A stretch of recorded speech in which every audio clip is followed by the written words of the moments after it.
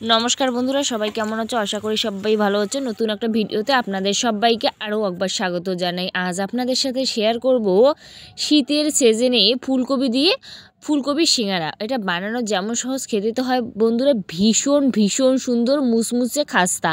তো please please আপনারা পুরো ভিডিওটা দেখতে থাকুন, আশা করি আপনাদের ভালো লাগবে। তো চলো রেসিপিটা শুরু করা যাক। বানানোর জন্য আপনারা আটা ময়দা হাতের কাছে যেটা থাকবে সেটাই নিয়ে নেবেন।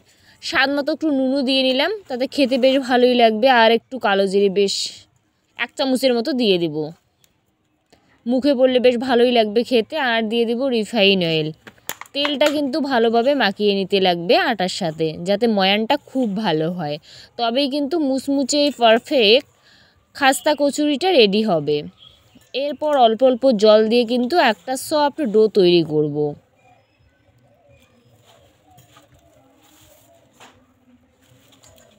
ঠিক এইভাবে কিন্তু ডোটা বানিয়ে নিলাম। দেখুন একেবারেই কিন্তু সফট করে ঢাকনা দিয়ে রাখবো মিনিমাম 10 মিনিটের মতো। এই ফাঁকে ততক্ষণ পুর রেডি করব। তো এইখানটা আছে ভাপানো ফুলকপি, ছোট ছোট করে কাটা আছে, আর আলু টুকরা টুকরা করে কাটা আছে।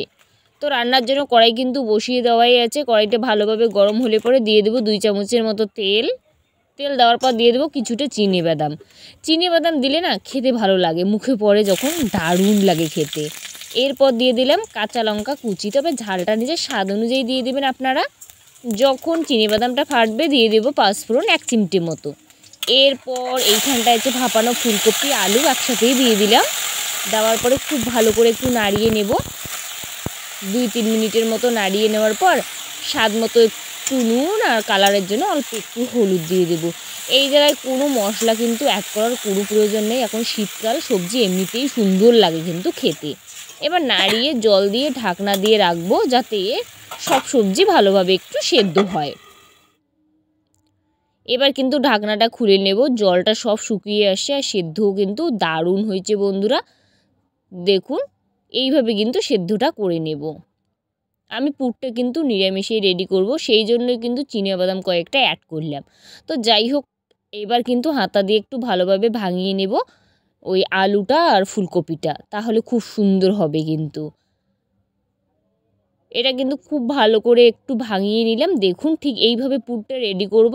এরপর নামানোর আগে আগে কিছুটা ধনেপাতা দিয়ে দেব, তাহলেই কিন্তু রেডি হবে। আর কিচ্ছু করতে লাগবে না, শীতের সবজি এমনিতেই দারুণ লাগে খেতে। তো এটা আবার নামিয়ে নেব। এটা নামিয়ে নেওয়ার পর এই পাশে ডোটা আছে, ডোটা কিন্তু আরও ভালো করে মাখিয়ে নেব। মাখিয়ে নেওয়ার পর এটা লেচি কাটবো। লেচিটা যেন বেশি বড় হয় না, আবার বেশি যেন ছোট হয় না, মিডিয়াম করে নিলাম। এরপর একটু ময়দা বা আটা দিয়ে এটা কিন্তু লম্বা করে বেলতে লাগবে। এটা রুটির মতো গোল হবে না, এটা কিন্তু লম্বা হবে, যেহেতু এটা সিঙ্গারা তৈরি হবে। তাই আপনারা দেখুন, দেখলেই বুঝতেই পারবেন কিভাবে এটা তৈরি করতেছি। আর এটা একটু পাতলা করে করলে খুব সুন্দর হবে।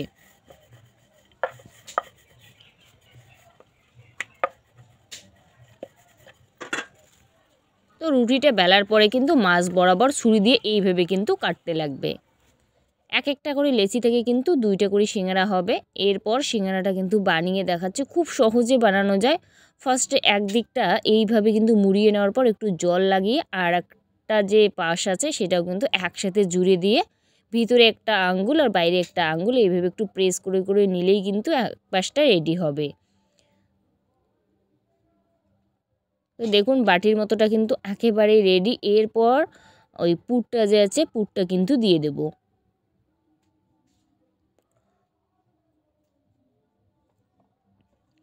পুরটা কিন্তু বেশি করে দিলে খেতে ভালো লাগবে। তো পুরটা দিয়ে আরও চারদিকে কিন্তু জল লাগিয়ে নেব। নেওয়ার পর সুন্দর করে মুখটা বন্ধ করে নেব।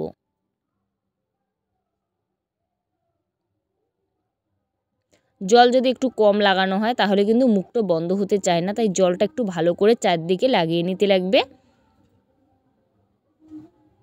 তো সবগুলো সিঙ্গারাই কিন্তু একইভাবে তৈরি করব। তৈরি করতে সেরকম কোনো ঝামেলা নেই, যেভাবে দেখতেছেন সেইভাবেই তৈরি করে নিলাম একদম সহজ পদ্ধতিতে।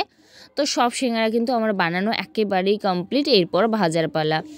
কড়াইতে কিন্তু আগের থেকে তেলটা বসানোই আছে, আর হালকা মতো কিন্তু গরম করে নেওয়ার পর একে একে সিঙ্গারাটা দিয়ে দেব।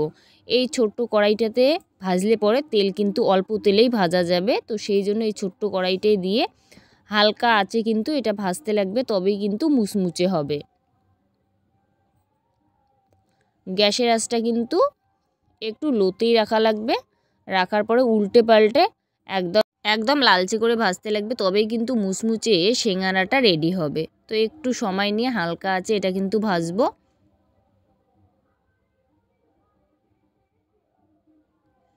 একটু সময় নিয়ে এইভাবে উল্টে পাল্টে চারদিকটা কিন্তু সুন্দর করে কালারটা নিয়ে আসা লাগবে, তবেই কিন্তু পারফেক্টভাবে এটা রেডি হবে। তো আমার কিন্তু সিঙ্গারা ভাজা একেবারেই কমপ্লিট, আর কালারটা দেখুন কতটা সুন্দর। তো সবগুলো কিন্তু রেডি। এবার একে একে সবগুলো কিন্তু নামিয়ে নেব।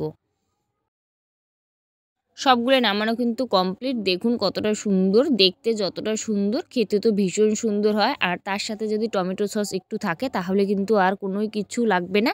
এটা দারুণ লাগে, চার সঙ্গেও কিন্তু চা কফির সঙ্গে এটা দারুণ লাগে। আপনারা বানিয়ে দেখতে পারেন, এই শীতের দিনে খেতে ভীষণ সুন্দর হয়। আশা করি রেসিপিটা আপনাদের ভালো লাগবে। ভালো লাগলে অবশ্যই লাইক কমেন্ট শেয়ার করে দেবেন।